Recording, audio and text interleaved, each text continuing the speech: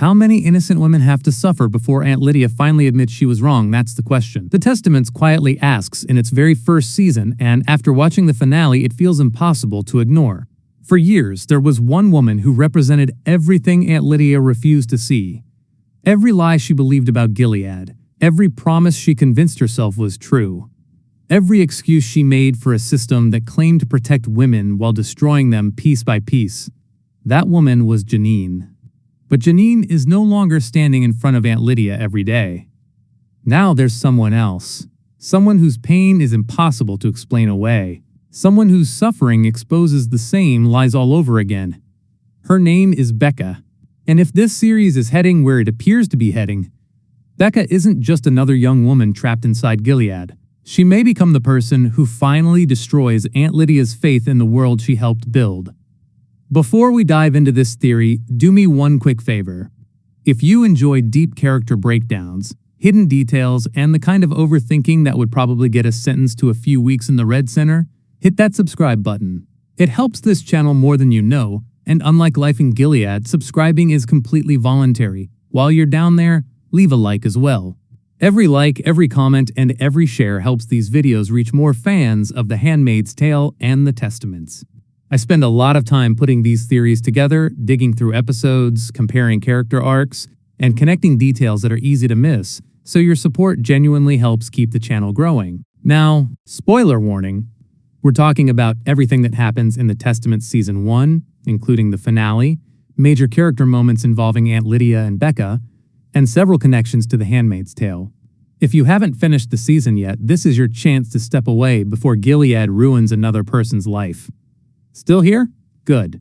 Because the more I thought about this finale, the more one scene kept coming back into my head. Not the political maneuvering. Not the escape plans. Not the power struggle inside Gilead. One conversation. One look. One prison cell. When Aunt Lydia sees Becca imprisoned, something changes. It's subtle. There's no dramatic speech. No music telling the audience this is an important moment. Instead, Ann Dowd does almost everything with her face. Shock, confusion, disbelief. Then something else. Recognition. Not recognition because she suddenly understands Becca. Recognition because she's seen this before. Years earlier, another young woman stood in front of her carrying exactly the same look. Janine.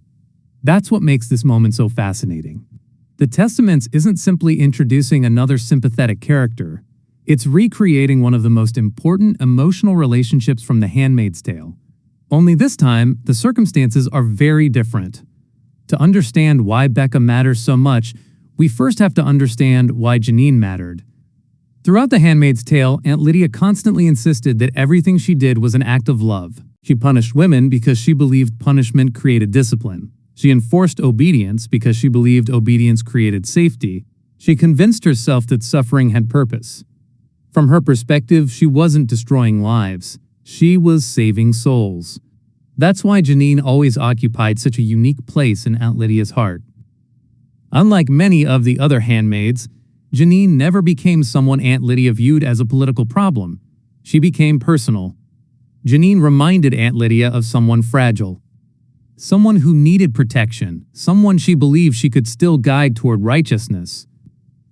The tragedy, of course, is that Aunt Lydia never realized the greatest danger in Janine's life wasn't disobedience. It was Gilead itself. Every punishment Janine endured, every humiliation, every assault, every child taken from her, none of it happened despite Gilead. It happened because of Gilead. Yet Aunt Lydia continued believing the system could be fixed if everyone simply followed the rules. That's what made Janine so heartbreaking. She wasn't just a victim. She became living evidence that Aunt Lydia's entire worldview was built on a lie. Even then, Aunt Lydia refused to accept it. She explained away every injustice. She blamed individual commanders, corrupt officials, people who had failed God's vision, anyone except the system itself. That illusion survived for years, until it couldn't anymore. When Aunt Lydia discovered what was really happening to retired handmaids, The foundation of her beliefs cracked. When she found Janine in Jezebel's, she wasn't simply shocked. She was confronted with undeniable proof that everything she had been promised was false. The women she thought were being rewarded weren't. The women she thought she was protecting weren't. The people she trusted most had been lying to her all along. It was one of the most important turning points in her entire journey, because for the first time, reality became stronger than ideology. But even then, she didn't completely let go. She hesitated, she questioned, she wrestled with herself. Only when Janine stood in front of her during that final escape and forced her to confront the truth about the pain she had caused, did Aunt Lydia finally stop defending the world she had helped create. That moment changed everything. Or at least, we thought it did. Because the Testament asks a much harder question. What happens after someone realizes they've been wrong? How do they live with everything they've done? How do they carry the weight of believing they were helping people while actually delivering them into suffering? That's where Becca enters the story, not as another version of Janine, but it's the next chapter in Aunt Lydia's punishment. Because Becca isn't simply repeating Janine's story, she's challenging Aunt Lydia in a completely different way. Janine was emotional. She was vulnerable. Even after everything Gilead took from her, there were still moments when she smiled, moments when she believed people could change, moments when hope somehow survived despite every reason for it not to. That optimism allowed Aunt Lydia to keep lying to herself. She could convince herself that Janine simply needed more guidance, more protection, more discipline. As twisted as that sounds, it fit neatly into the story Aunt Lydia had been telling herself for years, that Gilead was still capable of producing good if only everyone remained faithful. Becca doesn't allow her that comfort. From the moment we spend time with her, there's no illusion that Gilead has given her anything worth protecting. Every expression on her face tells the audience she's exhausted. She's not waiting for life to improve. She's surviving one day at a time inside a system that has already stolen her future. That difference matters, because Janine allowed Aunt Lydia to believe healing was possible inside Gilead. Becca forces her to confront the possibility that healing cannot exist there at all. That's why the prison scene carries so much weight. On the surface, it's simply another woman being punished. Gilead has imprisoned women before. We've seen torture before. We've seen public executions, mutilation, forced marriages, and countless acts of cruelty. None of that is new. What's new is Aunt Lydia's reaction. Years ago, she would have accepted whatever explanation the commanders gave her. She would have convinced herself that discipline was necessary. That punishment served a higher purpose. This time, those excuses don't come as easily. The look on her face says everything the dialogue doesn't. She isn't questioning Becca. She's questioning the people who put Becca there. That's a subtle but enormous shift. Because once trust disappears, authority starts falling apart. The writers have been incredibly patient with Aunt Lydia's transformation. They haven't treated it like a sudden redemption story where one emotional speech changes everything overnight. Real people don't change like that, and neither does Lydia. Every season chips away at another piece of the foundation she built her identity on. First, she discovers that the handmaids aren't being rewarded. Then she watches Janine suffer again and again despite following the rules. Then she begins noticing corruption among commanders she once respected. Then Agnes comes to her with accusations against Dr. Grove, and instead of dismissing a frightened young woman, as the old Lydia almost certainly would have, she listens. She believes her. More importantly, she acts. That isn't the same woman we met back in the early days of The Handmaid's Tale. It's someone slowly realizing that evil doesn't always arrive wearing the face of rebellion. Sometimes it wears the face of authority. One of my favorite moments in the entire season is surprisingly quiet. Agnes finally tells Aunt Lydia that she knows June is her mother. Think back to what that confession would have meant in the original series.